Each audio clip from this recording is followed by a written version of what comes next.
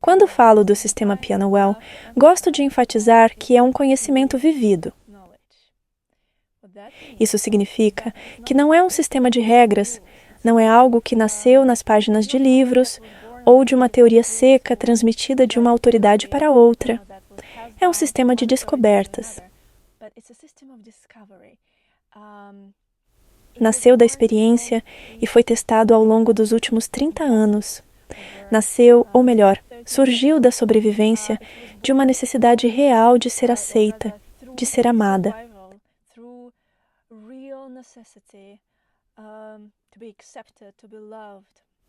Através de milhares e milhares de horas de tentativas.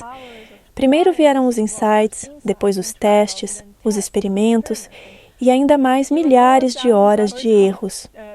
E esse ciclo se repetiu continuamente ao longo dos últimos 30 anos. E claro, estive ensinando nos últimos 20 anos, o que também refinou todo o conhecimento por meio dos erros cometidos pelas minhas alunas e alunos. Minha querida mãe havia desistido do sonho de se tornar pianista e, de forma passiva, é claro, esse sonho foi projetado em mim. E isso causou a ausência de uma infância. Não havia comemorações, nem amigas, nem liberdade pessoal, havia apenas prática. E, infelizmente, praticar piano não tinha nada a ver com arte em si. Mais uma vez, era uma questão de sobrevivência. Como você pode imaginar, quando as expectativas são altas, os erros não são tolerados. Como em qualquer educação profissional desde cedo, meu valor pessoal parecia estar diretamente ligado à minha habilidade de tocar bem piano. Então, praticar e tocar bem não era prazer, era sobrevivência. E o que fazemos quando queremos algo com tanta força, mas não sabemos exatamente como alcançar? Praticamos mais, e esse foi o meu caso também. Mas por mais que eu tentasse, sempre havia algo que parecia errado. Acho que o método da minha professora poderia ser descrito como rígido, esse tipo de teoria que é passada de autoridade para autoridade. Isso gerava muita confusão.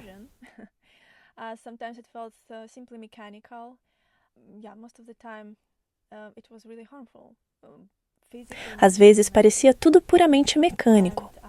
E na maioria das vezes era realmente prejudicial, física, emocional e mentalmente. E eu ouvia constantemente que precisava praticar mais, corrigir minha técnica ou simplesmente relaxar, mas ninguém sabia explicar como fazer isso exatamente.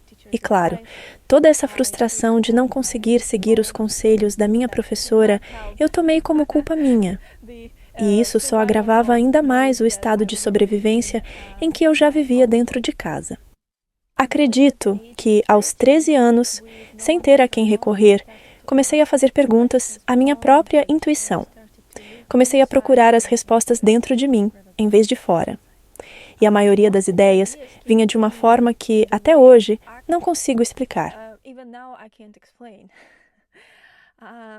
Eu acordava no meio da noite com as soluções para questões que estavam na minha mente havia meses ou anos, enquanto praticava piano. Novas fórmulas, novos padrões, novas conexões entre ideias simplesmente surgiam na minha mente. Era tudo tão avassalador que eu não conseguia continuar praticando, e isso continua acontecendo até hoje. Agora já sei que preciso ter um caderno comigo, ou atualmente um iPad, para poder parar e anotar todas as ideias e então conseguir voltar a praticar e focar no que realmente estou fazendo no piano.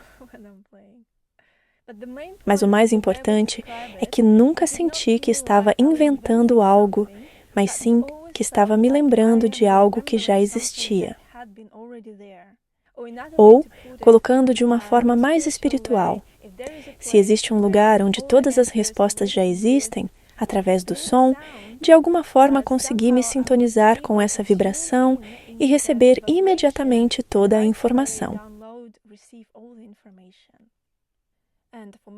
Durante muitos anos, acredito que pelo menos 15, guardei todos esses insights só para mim.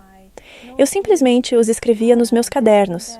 testando-os ao longo de milhares de horas, em centenas de peças diferentes. E o que foi realmente inspirador é que, quando entrei no Conservatório de Moscou, tivemos que estudar grandes pedagogos e, ao ler os livros deles, percebi que todas as perguntas que deixaram em aberto, questões direcionadas às gerações futuras, eu já tinha encontrado as respostas. Todas as dificuldades que eles enfrentaram, todas essas dúvidas, eu já havia respondido nos meus cadernos, que comecei a escrever quando tinha 16 ou 17 anos. E, sendo como sou, e tendo sido criada de uma certa forma, com uma autoestima muito, muito baixa, mesmo com todas essas descobertas, eu ainda me sentia indignada, ainda duvidava de mim mesma, não conseguia acreditar que tudo aquilo era real. E claro, quando comecei a dar aulas e vi as alunas obterem exatamente os mesmos resultados, uma parte de mim não ficou surpresa, mas uma grande parte ficou extremamente orgulhosa. E isso foi, realmente, uma prova concreta de que tudo aquilo que estava na minha mente é real, está no mundo e funciona. E eu realmente espero que um dia você também possa experimentar o trabalho da minha vida até aqui e todas as descobertas incríveis que poderá vivenciar ao seguir este ensinamento.